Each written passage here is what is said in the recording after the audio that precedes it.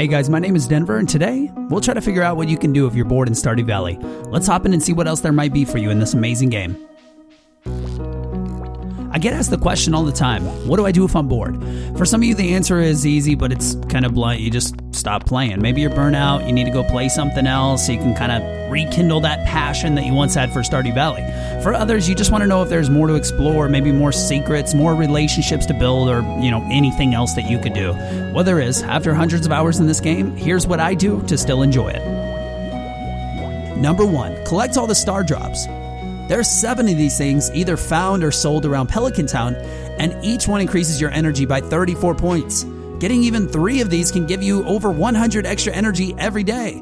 The easier ones to get can be done pretty early in the game, like the one you get at level 100 in the mines, and the one you get for 2,000 tokens at the Stardew Valley Fair. Here's a hint, play the spinning wheel minigame and pick green every time. You might lose a few times, but green will win most of the time and get you to that 2,000 mark pretty quickly.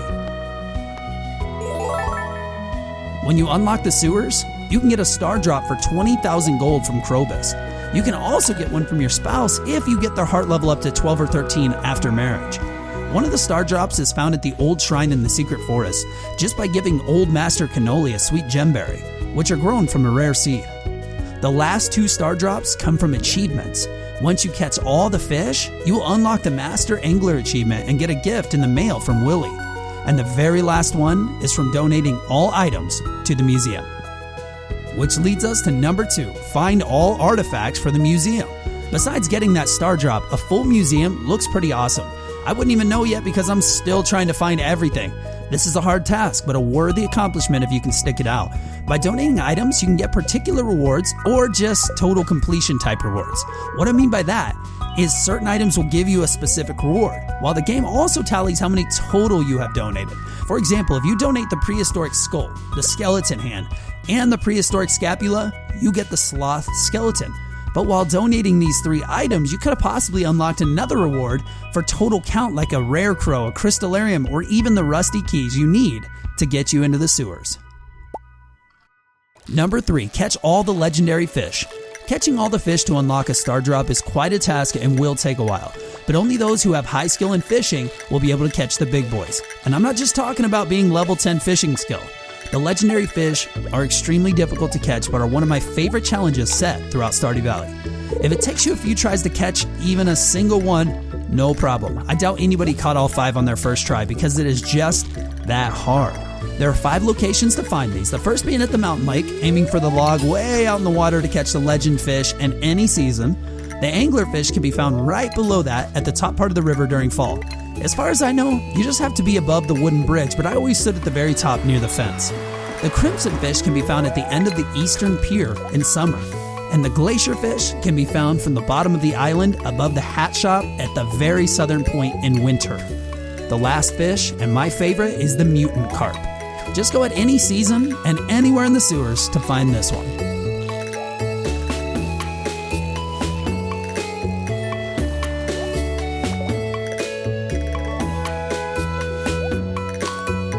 Number 4, Skull Cavern Spelunking. Even if you have plenty of iridium ore, the Skull Cavern is still one of the most fun challenges you can set for yourself. You can go in without any sort of cheats or mods to help you out, or you can go in and you can freeze time and get all the way to floor 10,000 if you feel like it. You can even compete with some YouTubers on their records in either category. It gets crazy to see how much iridium ore shows up as you get deeper and deeper. Just make sure that if you're doing this the legit way, you bring plenty of food, a good weapon, and bombs to take care of mummies and rocks to find those shafts. Number 5, mod the game. This one is mainly for PC players, but I know you console players still love to see what the modding community can come up with. Speaking of, all you modders out there, thank you from all of us for providing so much more entertainment with this game that we all love. With mods, you can change the portraits and skins of any and all villagers. You can have unlimited money, you can do some testing, some experimenting, or even change what your animals look like. The mods never seem to end, and I am extremely thankful for these as they have definitely allowed me to play this twice, maybe even 3 times as long as I would have. Number 6, complete self-imposed challenges. I have never been into speedrunning games or making things harder than they should be, especially in a farming game. But something about this farming game makes things so accessible where you want to challenge yourself and see how far you can push the limits of the game. I have been in the middle of a community center challenge where I am trying to complete all the bundles by the end of the first year. This is exciting, and each day in Stardew now has a purpose with goals and surprises. I found a red cabbage. Yes, a stupid red cabbage on stream, and I freaked out over it because it is one of the hardest items to get. There are so many challenges to choose from too. You can get all of Grandpa's points by the end of year 3. You can make yourself a chef and challenge yourself to only ever make money from selling cooked goods. You can even see how fast you can reach 1 million gold. Set time limits or don't, it is completely up to you. But either way, these challenges will certainly make the game come back to life for you. Number 7, max out all tools, skills, and relationships. I have to admit, I put relationships on the back burner in this game.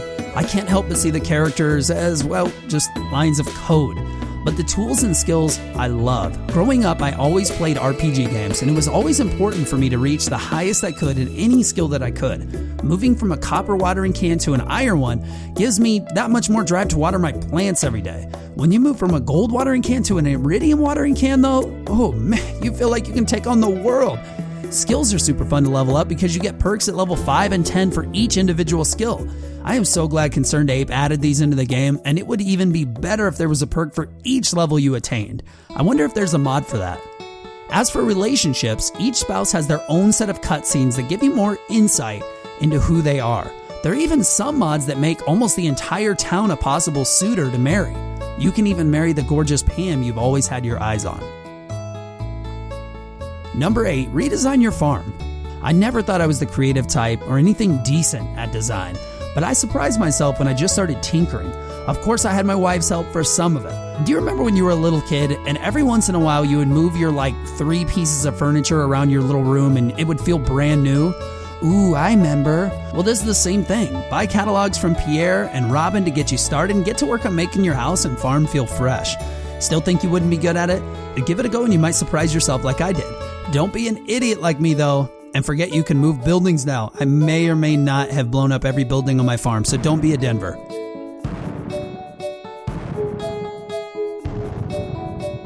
Number 9, beat the minigames. I am not the person to come to for any kind of advice on these minigames since I suck terribly at them, but I still enjoy them, so head to the saloon anytime and give the minigames a try. They are definitely fun. They'll remind you of those kind of old school arcade games, but don't let these simple graphics fool you. These games are out to frustrate you so badly, you will lose as much hair as I have. Check out across YouTube some of the creators who have beat these games. There is even one achievement where you need to beat the journey of the Prairie King without dying once. Absolutely insane, and a few people have actually already done it so far. Definitely not me though.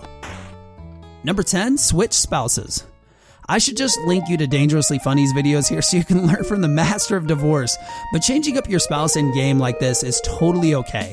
It is fun to see the new rooms, the new dialogue, and the new outside hangout each spouse brings to your home. I wouldn't suggest this if there wasn't a way to completely erase the past. When you divorce your spouse, they will get very understandably mad at you.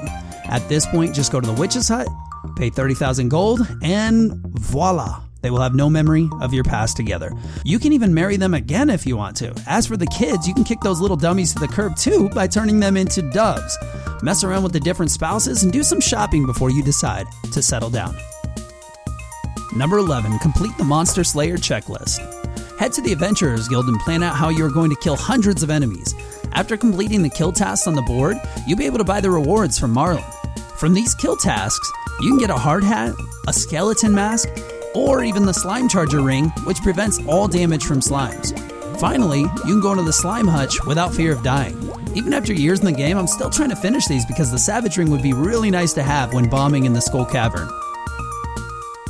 Number 12, optimize your farm. I feel like more people should get excited about the economic aspect of this game. One of the first things I did in the game is to build up to filling almost my entire farm with blueberries and raspberries as quickly as I could. I loved it, especially when I was able to automate it with sprinklers, and that feeling I got when I ran around plucking all the berries and they just went everywhere, and then selling it all. That was the best part. I think I got maybe hundreds of thousands off a single sale. Of course, there wasn't always something to do with money, but just having it made me feel ready for maybe future updates or the quick improvement of my farm buildings or just being able to buy whatever I want. You have probably heard me talk about it before, but use the farm planner to lay out the most efficient farm you can make. That alone is half the fun. It's almost like playing The Sims, where you can plan out your entire house. Plus, you don't waste as much time as if you were just placing objects and then having to redo it over and over. Number 13, watch some streams. No, this isn't a plug to let you know that I stream at 11 a.m. Eastern on Saturday mornings. I do the same thing. It has refreshed me every single time I watch others play this game. Sometimes they are just starting out and you can see or hear the joy emanating from them. Sometimes they are very far into the game and are trying to catch all the legendary fish themselves or complete the bundles or using some crazy awesome mods that you wish they would just link down in the description so you don't have to ask a million times. Hop in any stream, whether they have 1 viewer or 1,000 viewers, you will certainly find something to refresh your mind and give you some new ideas to take into your own world. Number 14, this is the last one on the list because it is the hardest. Unlock all the achievements. This game is insane on achievements. I am in no way, shape, or form an achievement collector or hunter or whatever you call it. I've tried to get a lot of the achievements in this game, but it is just so hard to do because some of them are so time consuming. I know a lot of you out there do like to get all the achievements though. It is going to take a long time, but if you really love this game and are into difficult challenges, this is the ultimate one for you. Check this out. Only 1.5% of all Stardew Valley players have earned 10 million gold. Only 0.7% of all players, all people who own the game, have cooked every single recipe. Believe it or not, more people have beat Journey of the Prairie King than have collected all 7 star drops. Some of these achievements that crack me up are that only about 9% of people, including myself, have cooked 10 different recipes. 10! And only about 11% of people have restored the community center. So get out there and become one of the few people who can actually claim to have conquered all the Stardew Valley achievements. And that's all I have for you guys. I covered quite a bit, but my question to you is, what do you do when you get bored in Stardew Valley? Leave a comment right now. Let's get some ideas flowing and help people out together to enjoy this game once again, because I know that I forgot some. Make sure you like this video and subscribe right now to my channel for more Stardew Valley and other gaming videos. See you guys in the next video.